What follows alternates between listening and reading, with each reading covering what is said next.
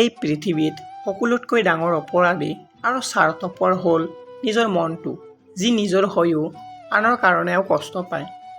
আপুনি নিজৰ কাৰণে যি কৰিব সেইটো আপোনাৰ লগতে গুচি যাব, আৰু আপুনি আনৰ কাৰণে যি কৰিব সেইটো সকলোৰে মনত চিৰজীৱন থাকি যাব।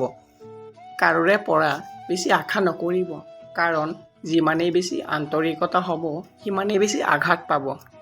৩ জন মানুহৰ ঘৰত কেতিয়াও নাযাব। নম্বৰ 1, যিজনে ডাঙৰ অপৰাধ কৰে। নম্বৰ 2, যিজনে আপোনাক অপমান কৰি কথা কয়। নম্বৰ 3, যিজনে মানুহক সন্মান নকৰে, নিজকে উচ্চ বুলি ভাবে।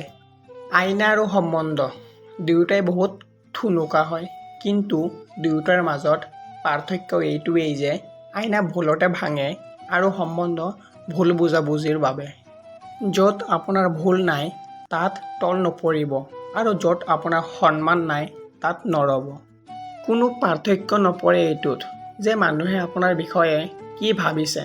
পাৰ্থক্য পৰিব তেতিয়াই যেতিয়া আপুনি আপোনাৰ বিষয়ে চিন্তা কৰিব।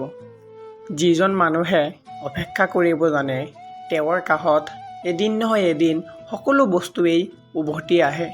হেৰাই যোৱাৰ পিছত দুখী হৈ লাভ নাই, থাকোঁতেই মূল্য দিবলৈ শিকক, হাতৰ পৰা হেৰাই যোৱাৰ পিছত নহয়।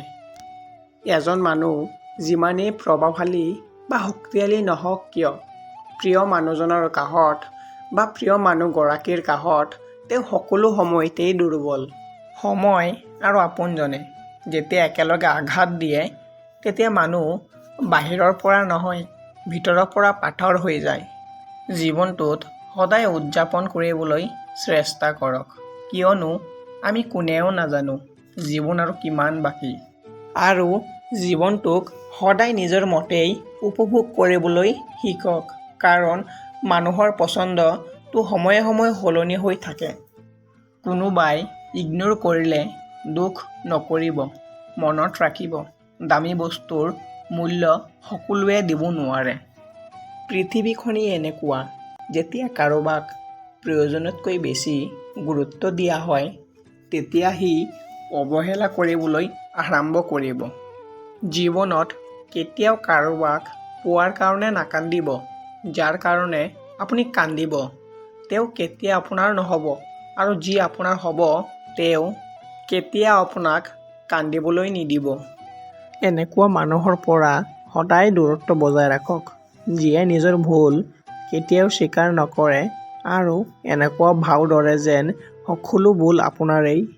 যিটো বস্তু হেৰাই যোৱাৰ ভয়ত আপুনি বেছি যত্ন ৰাখিব, সেইটো বস্তু সকলোৰে আগত হেৰাই যাব, আৰু এইটোৱেই প্ৰকৃতিৰ নিয়ম। আপুনি কাৰোবাক হেৰুৱাৰ পিছত যি আঘাত পাইছে, সেই আঘাত সেই মানুহজনেও পাব কাৰোবাক হেৰুৱাৰ পিছত। কাৰণ এই পৃথিৱীয়ে কাকো খালী হাতে ঘূৰাই নপঠিয়ায়। মানুহৰ লগত বেছি লিলিমাই কৰিলেই বিপদ, কাৰণ কোনটো মানুহ আৰু কোনটো অমানুহ ধৰিবই নোৱাৰি। ভাল লগা এজন মানুহক হেৰুৱাই জীয়াইতো থাকিব পৰা যায়, কিন্তু তেওঁৰ খালী ঠাইখিনি বেলেগে কেতিয়াও পূৰণ কৰিব নোৱাৰে। সম্পৰ্ক এটা নষ্ট হয় এই 3টা কাৰণত। নম্বৰ 1, তৃতীয় ব্যক্তিৰ কাৰণে।